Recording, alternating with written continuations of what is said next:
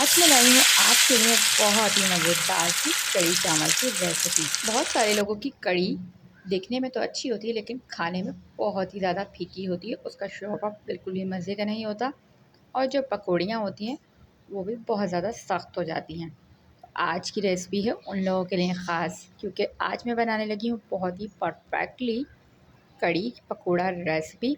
इसके पकोड़े होंगे बहुत ही ज़्यादा सॉफ्ट, बहुत ही मज़ेदार, और जो उसका शोरबा होगा वो कड़ी भी बहुत ज़्यादा मज़े की, बहुत ही फ्लेवरफुल होगी, बहुत ही खट्टी और बहुत ही स्पाइसी सी।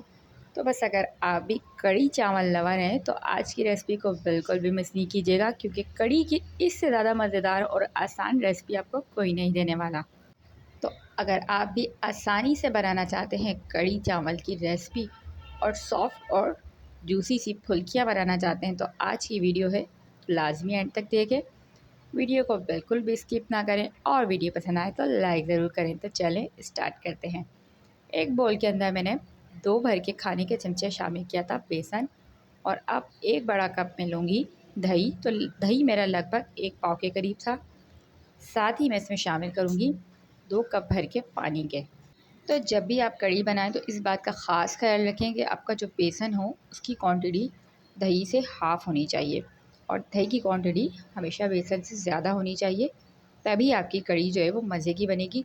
क्योंकि बहुत सारे लोग क्या करते हैं कि कढ़ी के अंदर बहुत ज़्यादा बेसन का इस्तेमाल कर लेते हैं और दही उनका बिल्कुल ही बराए नाम होता है, जिसकी वजह से वो कढ़ी खाने में सिर्फ लग रहा होता है कि जैसे हम बेसन खा रहे हैं। तो बेसन की क्वांटिटी कम और दही की हमेशा ज़्यादा रखना है। स्पाइसी सेट करेंगे तो मैंने 2 टीस्पून इसमें भर के शामिल की हैं रेड चिली पाउडर। 1 टीस्पून भर के मैंने इसमें हल्दी का शामिल किया। तो अगर आपका हल्दी जो है वो हल्के कलर की है तो वो आप इसमें ज़्यादा शामिल कर सकते हैं। 1 टीस्पून मैंने नमक का शामिल किया है। तो इसमें थोड़ी सी हल्दी ज़्यादा जाती है, क्योंकि जो कड़ी का कलर होता है वो हल्दी की वजह से ही अच्छा लगता है। तो बस आपने बहुत ज़्यादा इसको हाथों की मदद से फेंटने की ज़रूरत नहीं है। सिंपली आपने इसको ग्राइंडर जार में डालना है और ग्राइंड कर लेना है। तो ये सारे के सारे स्पाइसेस के साथ दही बेसन अच्छे से मिक्स हो जाता है।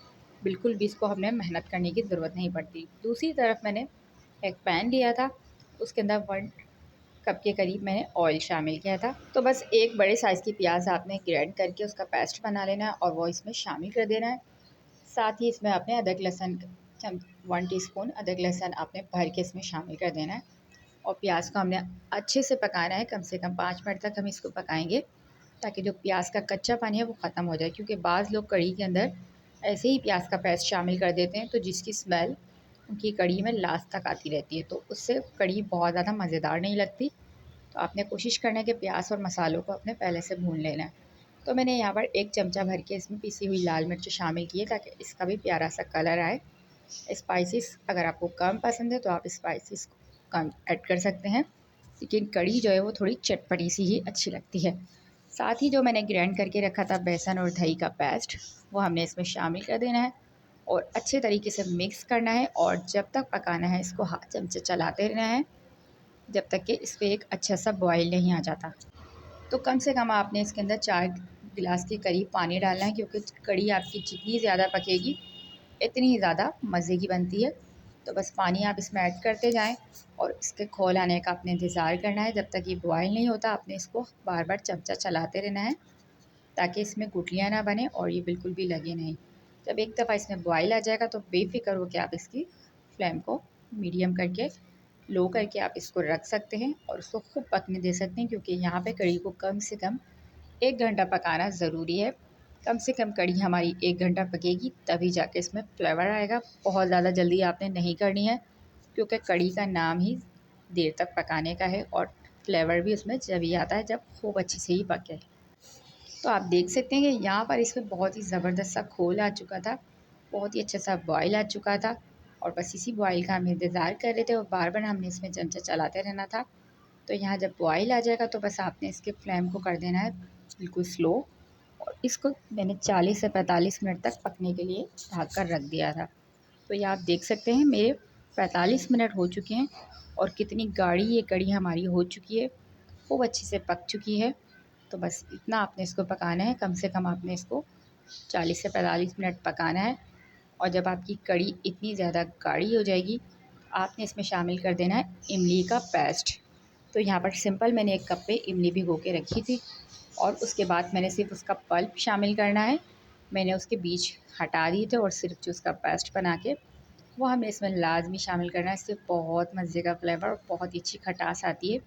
तो इस टिप को आपने बिल्कुल भी मिस नहीं करना है। अगर आप भी चाहते हैं कि आपकी कढ़ी में बहुत मज़े की खटास आए तो आप ये लाजमी शामिल करें। इमली शामिल करके मज़ीद हम इसको पकाएंगे और दूसरी तरफ हम पकौड़ियों का रेडी करेंगे मिक्सचर। 2 चमचों के करीब मैंने पहले बेसन लिया था और शामिल किए थे उसमें हरा धनिया, पुदीना, बारीक कटी हुई प्याज और बारीक कटी हुई 3 से 4 मैंने चॉप की हुई इसमें हरी मिर्चें शामिल की थी। और अच्छे तरीके से हमने बेसन के साथ पहले इसको खूब अच्छे से मिक्स करना है। तो यहाँ आपने इसका बहुत ख्याल रखना है कि आपने एकदम बहुत सारा बेसन ऐड नहीं करना है। थोड़े बेसन में सबसे पहले आपने प्याज और ये सारे मसाले डालने हैं, उसके बाद ही आपने और बेसन इसके अंदर शामिल करना है। और पहले हमें प्याज वगैरह के साथ सिंपली बेसन को अच्छे से मिक्स करना है और फिर हम इसके अंदर पानी ऐड करेंगे। सबसे पहले हमने इसमें पानी ऐड नहीं करना है, वरना जो हमारा ये बैटर है वो बहुत ही पतला हो जाता है। तो यहाँ नमक शामिल किया था मैंने और साथ ही मैंने इसमें शामिल की थी 1 टीस्पून पिसी हुई लाल मिर्च। थोड़ा सा मैंने इसमें सफ़ेद ज़ीरा शामिल किया था। 1 टीस्पून मैंने इसमें कुटी हुई लाल मिर्च शामिल की थी और यहाँ मैं कुटा हुआ धनिया शामिल कर रही हूँ। पिसा हुआ धनिया शामिल नहीं करना है, कुटा हुआ शामिल करना है। और 1 से 2 चुटकी के करीब मैंने इसमें खाने का सोडा शामिल किया था। तो जो खाने का सोडा है वो बहुत ज़्यादा आपने इसमें शामिल नहीं करना, क्योंकि बाज़ लोग ये गलती करते हैं कि खाने का सोडा बहुत ज़्यादा शामिल कर देते हैं, जिससे उनकी पकौड़ियाँ फूल तो जाती हैं लेकिन वो बाद में फट जाती हैं। तो बस थोड़ा आपने 1 से 2 चुटकी ही शामिल करना है मीठा सोडा और थोड़ा-थोड़ा पानी हम इसके अंदर शामिल करते जाएँगे। एकदम पानी हम इसमें ऐड नहीं करेंगे और बस अच्छे तरीके से इसको अपने मिक्स करना है। और जितने अच्छे तरीके से आप इसको मिक्स करेंगे इतनी ही ज़्यादा सॉफ्ट आपकी पकौड़ियाँ बन के रेडी होती हैं। तो बस आपने इसको इस तरह से मिक्स करना है और बाद में फ़ोर्क की मदद से मैंने इसको खूब अच्छे तरीके से मिक्स कर दिया था। और बाद यहाँ पर हमने इसको 5 से 10 मिनट रेस्ट देना है। उसके बाद हमने फ्राई पैन के अंदर ऑयल को कर लेना है पहले से गरम। ठंडे ऑयल में हमने पकोड़े शामिल नहीं करने हैं और 1 चाय का चमचा हमने ले लेना है और उससे इसकी छोटी-छोटी सी पकौड़ियाँ बनानी हैं। बहुत ज़्यादा पकौड़ियाँ बड़ी आपने नहीं करनी है, क्योंकि जब ये कढ़ी के अंदर जाएंगी तो इनका साइज़ मज़ीद बड़ा हो जाता है। तो आपने छोटी-छोटी बनानी है ताकि ये बाद में जब बड़ी हो जाएँ तो बहुत ज़्यादा बड़ी ना लगें। तो बस थोड़ा-थोड़ा सा बैटर हम इसमें शामिल करते जाएंगे और जब ये एक साइड से पक जाएंगी तो बस फिर इसकी साइड को हमने कर देना है चेंज और दोनों साइड से हमने इसको अच्छे से गोल्डन सा कलर दे देना है और इस तरह पकाना है कि ये कच्ची ना रहें। तो आप देख सकते हैं कितना प्यारा सा कलर इसके ऊपर आ चुका था, गोल्डन सा। और इसकी साइड को मैंने चेंज कर दिया था और प्यारा सा कलर जब हमारी पकौड़ियों पे आ जाएगा, मज़ेदार सी हमारी पकौड़ियाँ रेडी हो जाएंगी। तो बस आपने इसको सिंपली निकाल लेना है और सारी की सारी आपने पकौड़ियाँ इसी तरीके से रेडी कर लेनी है। और जब पकौड़ियाँ आपकी रेडी हो जाएंगी तो बस फिर आपने इसको सिंपली पकती हुई कढ़ी के अंदर शामिल कर देना है। तो आप देख सकते हैं इसका साइज़ बहुत ज़्यादा बड़ा नहीं है, लेकिन जब ये पकौड़ियों को हम कढ़ी में डालेंगे तो ये मज़ीद बड़ा हो जाएगा। तो यहाँ कढ़ी हमारी पक रही थी और मज़ीद, और साथ ही मैंने अब इसमें पकौड़ियाँ शामिल कर दी हैं। पकौड़ियाँ शामिल करके इसको हमें मज़ीद 3 से 4 मिनट के लिए पकाना है और मज़ीद बहुत ज़्यादा इसको नहीं पकाना है।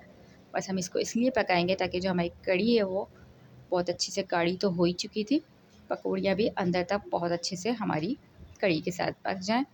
और यहाँ पर 3 से 4 मिनट पकाने के बाद इसका फ्लेम हम कर देंगे ऑफ़ और मज़ेदार सी हमारी कढ़ी हो जाएगी तैयार। और आप देख सकते हैं कितनी थिक और कितनी मज़ेदार सी हमारी कढ़ी लग रही थी। दूसरी तरफ इसका हम बघार रेडी करेंगे। तो यहाँ मैंने सिंपली ऑयल ले लिया था, आप घी में भी इसका बघार कर सकते हैं। साबुत लाल मिर्चें मैंने 5 से 6 शामिल की थी। थोड़ा सा मैंने इसमें शामिल किया था सफ़ेद ज़ीरा और कड़ी पत्ता तो इसमें लाजमी जाएगा, क्योंकि कड़ी पत्ता कड़ी की जान होती है। तो जब कड़ी बनेगी तो कड़ी पत्ता तो लाजमी डलेगा। थोड़ा सा मैंने इसमें पिसी हुई लाल मिर्चों का इस्तेमाल किया था कलर के लिए, ताकि उसका प्यारा सा कलर आता है। और ये बघार हमने शामिल कर देना है अपनी प्यारी सी कड़ी के अंदर। तो कितनी खूबसूरत ये लग रही है, इतनी मज़ेदार ही ये खाने में लगती है और कितनी मज़े की झटपट सी बग़ैर मेहनत के आपको ये कड़ी की रेसिपी मैंने दी है। तो आप देख सकते हैं इसकी पकौड़ियों का साइज़ भी एकदम परफेक्ट है और खाने में बेहतरीन और बनाने में भी आसान। तो बस आपने इसको गर्मा गर्म चावलों के साथ सर्व करना है। आपको पता है कि कड़ी हो और चावल ना हो तो ऐसा तो हो ही नहीं सकता। तो बॉइल्ड राइस के साथ या आपने इसको सिंपली फ्राई राइस के साथ, भगरे चावलों के साथ आपने इसको सर्व करना है। बहुत ही मज़ेदार सी हमारी कड़ी बन के रेडी हो चुकी थी। इसको खाएं, एंजॉय करें, गर्मियों की दोपहर इसको बनाएं और मज़ेदार सी ये रेसिपी की आप लाजमी ट्राई करनी हो। मुझे बताना है कि इस रेसिपी से आपको कड़ी की रेसिपी कैसी लगी। तो आप चेक कर सकते हैं इसकी पकौड़ियाँ कितनी ज़्यादा सॉफ्ट थी और आराम से इतनी रुई की तरह बिल्कुल सॉफ्ट हमारी पकौड़ियाँ बनेगी। तो बस आपने इसको लाजमी ट्राई करना है और मुझे लाजमी आपने कमेंट्स में बताना है आज की रेसिपी आपको कैसी लगी। ऐसे ही मज़ेदार सी रेसिपी के लिए आपने चैनल को लाजमी विज़िट करना है, क्योंकि हम रोज़ाना लेकर आते हैं आपकी मज़े की रेसिपी। मिलते हैं एक और मज़ेदार रेसिपी के साथ, जब तक के लिए अल्लाह ने के